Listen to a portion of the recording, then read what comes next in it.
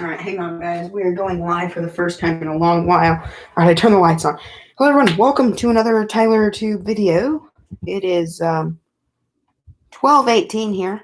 I think I'm gonna try to go live around noon every day, whether that be for magic time or something else. But today I want to teach you a really cool trick I just made myself. Now I told my cousin there was no inspiration, but there is. I don't know what I was thinking about. There's an inspiration for this trick from John Dornbos, one of the magicians on Ellen. He did a version of this trick where the two faces of the cards. That gives it away. Never mind. Either way, he did a version of it, and I'm not going to teach that version. I'm going to teach my version and the trick I came up with. It does not use the same slices he uses, I don't believe. He uses some different ones. But I'm going to teach you guys the trick today, and it goes a little like this. So you're going to need an ordinary deck of cards, just regular plain old deck of cards and a Sharpie. That's literally it. This right here. That's why I like this trick so much. So first thing, you're going to tell me when to stop. Stop. I'm going to cut there. There's the card right there. I'm going to put these on top. And then the top card is the card that they're going to be thinking of. So the King of Hearts. You're going to put that on the top of the deck, and they're going to sign the back of it. So whatever they want, I'll do a smiley face on this one, and I'll do a heart on the next one. So then that's not it. Either way, grab the, what did they have? The King of Hearts? Sorry about that. Definitely not. There. It is, my accident. It is indeed the signed one. I grabbed the wrong one, because that's what I thought it was. But either way, it is the signed one. So, and then we'll put it in the middle of the deck. All right, so now here's the fun part. So this is when we get to have the next spectator choose a card. So you do the same thing, tell me when to stop, and you give them a cut. There is their card. So then you cut, and there's their card, the Four of Hearts. Then you set that down. Have them sign it, and they can do a heart on that one. And then you take it, boom. And then this is the hardest part, is to get this to happen. The reason why this is the hardest part is because you have to get your maneuvers down right. You really do. With this trick, you have to be able to take their signed cards. They sign each individual card. So that's two different cards you have to keep track of. If that person signs the King of Diamonds and this person signs the Ace of Diamonds, you have to try to keep track of both of those in the same pack. It's hard to do. So then what you do is you take and you conjure with your blank, empty hand. You conjure a card to the top of the deck. That was the first signature. But the crazy part is their signature is also on the back. It is turned. Their two cards have morphed into one card. You can tear it. It is for real. One legitimate card. This is no joke. You can hand this out. One card, not a double lift, anything like that. Both signed come together. It's one of my favorite new tricks to perform. I perform it all the time. And I'm going to teach it for you guys right now. So my dog wants in, so he's going to come in. I'm going to teach it for you right now. So here's what you need. You need a regular deck of cards. I'm using a stripper deck because I do not have a regular bicycle deck. Works the same, just don't mix them up. And then you're going to need one of these. This is a deck of cards where they're all double backs. The front and the back are the same. And I'm going to show you how this works in a minute. So you're going to take one of those double backs. If you get one full, you can perform this trick 52 times. I've clearly performed it a lot because there's not that many cards in here compared to that. So you just need one. And there's other tricks I perform with the double backers, and you'll see what that is in another magic time soon. That rests right on the top of the deck. So that double backer sits right there. Boom. Just when you're spreading, don't do that. Kind of aim it in the middle, kind of like this, to where it's kind of hidden back here. All right, close your deck. There's multiple ways you can do this. You can say, tell me when to stop. Stop right there. All right, there's your card. And then you just take their card and slip it right behind. Because you want their card, one card in front or behind of, however you want to say it, the deck. So whenever they pick a card, you want their card to be that one right there. because you're going to double lift it, and then they're going to sign the back of this right here. They think they're signing the back of that. They're signing this. Then I'll show you. So here we go. Performing step by step. All right, stop right there. And you got to really figure out how you want to do it. There's multiple ways you can do it, but all right, you want that card right there? All right, the 2 of clubs. All right, that's how I do it. And then you double lift it, and you say, all right, there's your 2 of clubs. Keep that double lift break, because you're just going to have to go pick that right back up. So you're going to have them sign, smiley face, whatever. And then how do I take their card and blow on it? Well, this is how. So I leave their card right there. That's why I keep that double lift break. Not only so it's easier for them to sign, but if I have to double lift and prove again, because they're always skeptical, and because what's happening is when you say that you're taking their card, you're taking their card from behind with nothing on it. They think they signed this card right here, but they signed this card, the double backer. So then you take, blow on it, put it in the middle, and here's how this works. Because what's going to happen is you're going to have to get this card turned over so they can sign that. So then when you're doing this, you're going to take the bottom of this double backer, lift it up, and push down, just like that. I'm going to perform that one more time with a random card. From the side, here you go. And you want to leave enough room. From the side, here's how it's performed. Just like that. This does require a lot of high-tech, very professional maneuvers. So just be prepared. Okay. Oh, there's Jeff. Hey, everybody. So then you're going to do that one more time. That right there. Is that the one you want? All right. And then you're going to double lift, however you do that. Do you count double lift? Make sure you do it right, because if you do it with a stripper deck, because they are sliced at an angle, it's going to be hard to do. So I usually just do a count lift to where I kind of cover it up like that and do that. So you pick the 7 of hearts. Okay. They're not signing the 7 of hearts. They're signing the other side of that double backer card. All right, so then you have them sign it. Woo, woo, woo, woo. My Sharpie's starting to go out, especially drawing on a card. They do a heart. And you're going to do that same thing you just did. Blow on it. Put it in the middle. Now, this is another really hard part, because no matter what you do, flipping it's just going to show another signature. So I hold at the base of the deck. I slide the signed card down to where you can't see it. As I go to slide it down, I take my thumb and drag up the card behind it, line it up, push this down in front of it, kind of like that. So I'll do that one more time. Guys, this isn't a really hard trick to do, so just bear with me. It's hard to not a good magic teacher. Hold it at the base, even though that's not their card. It's fine. It's just a teaching moment. You're gonna kind of slide the card down as much as you can. Then you're going to say, all right, here we go, guys. Ready? And while you're doing that, you're going to take your thumb and slide the card behind it up. Pick the 2 together. Push that with your thumb. Slide it down.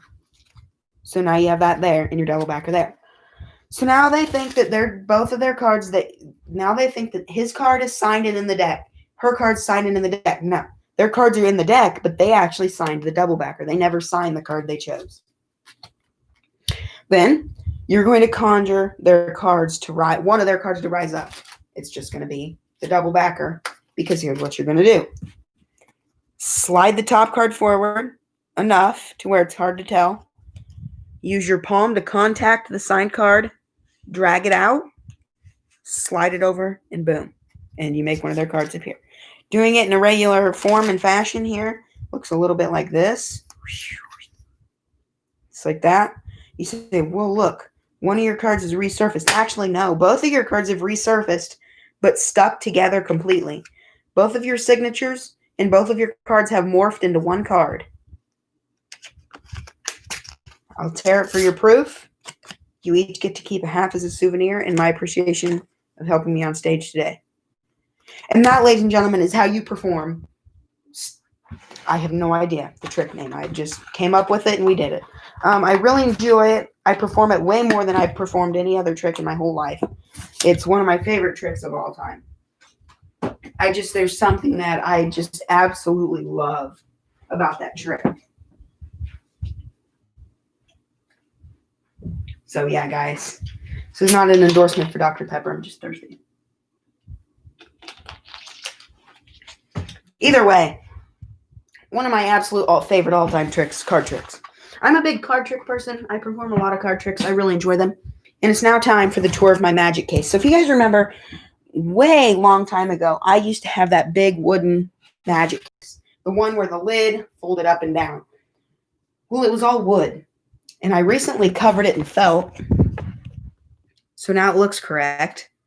And the inside looks a little like that with all my magic props in it. So yeah, guys, I finished up my magic case. It looks good. Now I'm going to set you up over here. Hopefully my dad doesn't walk in. That could be kind of embarrassing having him look at me doing tricks at my. So there you guys go. And then I can set up the MacBook like that. You guys can see all my table. And we can do just magic hour where I'll just perform tricks for a while. And it looks like YouTube's kind of gathered together their whole live streaming problems. So, and then if I'm ever needing a trick during the show, this is what happens during a show. It looks like this. This little piece of wood comes down and that folds down for travel, but it lifts up like this. But if I ever just want a trick and I don't have to bend down, I can just kind of lift this up. I'm about to get rid of this, and I'm going to, instead of using this to prop my door open, I'm going to get 2 hinges on each side that I can fold over, and then I'll have all that open. But for now, this works just fine for tricks. So I'm going to show you my favorite. This is the trick that opens my act every show. Every show I usually have an opening act that I perform because I always do the national anthem before a show because just something that I really enjoy doing. And one of the tricks that I perform during that is Mismade Flag. It is one of my favorite tricks of all time. I love it. It's the greatest trick I ever perform. And so just really hard for me to not perform it during a show because it's just so good.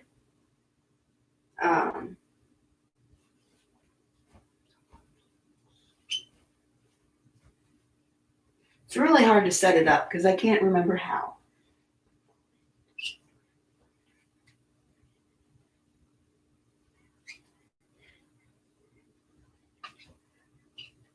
Okay, I'm just really trying to set this up here because it's a hard trick to set up. It's hard to remember how to set up because I just forget. So I came up with this on my own, the idea of how I perform it. The trick is completely purchased. I purchased the silks and everything to do the trick. I purchased everything for it. I just kind of added my own twist. I use a change bag and a Bengal net. I use this net to make this red, white, and blue silks appear, and then I use this to do the magic, making the flags and everything. And then on the sides of my magic case, you guys probably see the command hooks. That's to hook the change bag and then the Bengal net up because at the end of the trick, I bring them down, I hook them, and then I walk off stage, and then we do the rest of the show after that. So here we go, performing the Mismade Flag. So you show a completely empty net. It's always important to show the empty net. And just like that, you see some silks appear inside. And then after that, boom, I can just hang it up. So then you get the 3 silks. So you do red, white, and then some blue. And then, here we go, guys. Thank you for coming out. Oh, I forgot to put the blue one in. Dang it. Okay, here. Totally forgot to put the blue one in there. Ladies and gentlemen, thank you all for coming out tonight. I'm very, very thankful for you. And what the heck? Okay, try this. Is this it? My dog's trying to get in right now. And there you go. That is it. And that's Mismade Flag. You go from... You go from the, there he is right there. You see his little head. You go from the red, white, blue silks to the red and white, and then you add the blue, and then you get the all blue with the little red, white there, and then you put that back in, and then you get this. So it's a 3-changer, actually 4-changer. You make the silks appear, you put them in, you take that, you make the red and white one, you put that in, then you make the all blue and the little red one, and then you put that in. I don't know how many changes. It's too many. But either way, guys, one of my favorite tricks of all time to perform because it's my opening act, and it's just really good because kids get a kick out of it. The Joker tube is the trick that comes after this trick. After this trick, I walk off stage. This rolls off stage. The Joker tube set up. I perform Joker tube. So yeah, that's basically how my show goes. I do Miss Made Flag. This is rolled off stage, and then while I'm backstage, I prepare the Joker tube. Then I roll it on stage, and we do Joker tube. I roll it off. It's a roll on, roll off thing, and then most of the time I use this as this is kind of where I enter and exit from my shows. And when I do them in here for my kids, not my kids. I don't have kids. I'm 15 years old. My cousins, when they come, they sit right here on the edge of the bed, and then I walk out of here. I fit in here. My clothes are scooted off to the sides. This comes in here. This I use. I wheel this off stage, and I use this for like littler illusions or stuff where I don't need this big table. Usually, I just wheel it off to the side over here because there's not really a backstage in here. But I usually just wheel it over here. And then this comes out. I stand right here, perform the trick. I walk this back in here. I sit it down. And then I wheel this back out. It's a lot of wheeling, by the way. I wheel this back out, and then I perform the next trick. A lot of the time I don't have time or a crew to prepare the tricks for me, so I just kind of prepare them while the show is happening, because I'm poor and I don't have the time to help me do a show for my 2 cousins. That's just not even necessary at the point. Another really good trick I do. This is a trick I've performed forever. The candle trick. I added recently I started doing kids shows, and I don't do this trick in my shows because the storyline. I do the trick. But the storyline changes because the storyline for the adult version or the mature version is about my grandma and her husband dying and the candles. It's a crazy thing. It's not a true story, but that's how I perform it. So yeah, it's just the vanishing candle routine, just like that. Really good trick to perform. I perform it a lot. The storyline is they used to light candles before bed, and then they vanish, and yeah, I don't really know how it all goes anymore. But yeah, so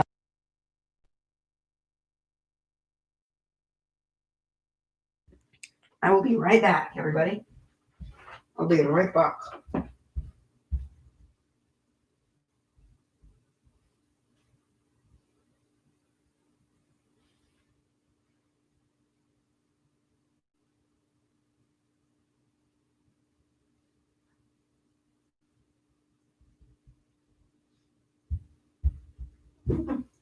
So yeah, everybody.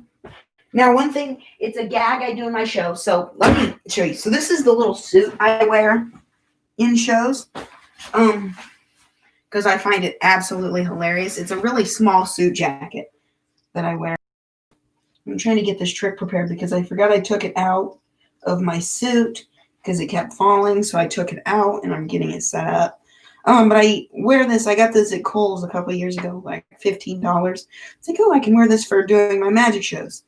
When I'm actually performing shows, I don't really wear a suit. I just kind of wear some shorts and a t-shirt, depending on the weather. Kids shows I don't do outside when it's cold, but summer birthday parties, I definitely do shows outside under a tent. My dad bought like a tent for the driveway, so he's doing like cutting wood and stuff. He can do it outside because we don't like having our garage door open. Okay, I don't remember how much I have this. It's definitely too much. So this is a trick I'm going to perform for you guys here soon. One of the tricks that I've kind of seen off YouTube, and then I kind of started performing it on my own. But either way, this is my tiny suit jacket. If you can't tell, I can't go past that. But I come out of this door, And this is for adult shows. I only do this because kids don't understand it. But it's like, all right, guys, I have to place a PG warning on the show, parental guidance warning. And then I'll set it right there, parental guidance warning. But before I go, before I'm done with my show, my live, I want to show you this trick. You put the pin in the bottle, and it will just magically rise out of the bottle.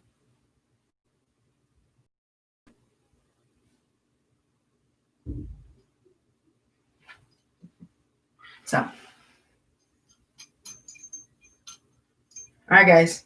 See you next time on another TylerTube Live Magic live stream. If you guys want to see another TylerTube Magic live stream, by the way, it's just a piece of thread that runs from this button to the cap of the pin if you want to do this at home.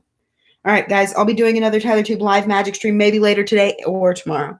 Thank you guys for joining.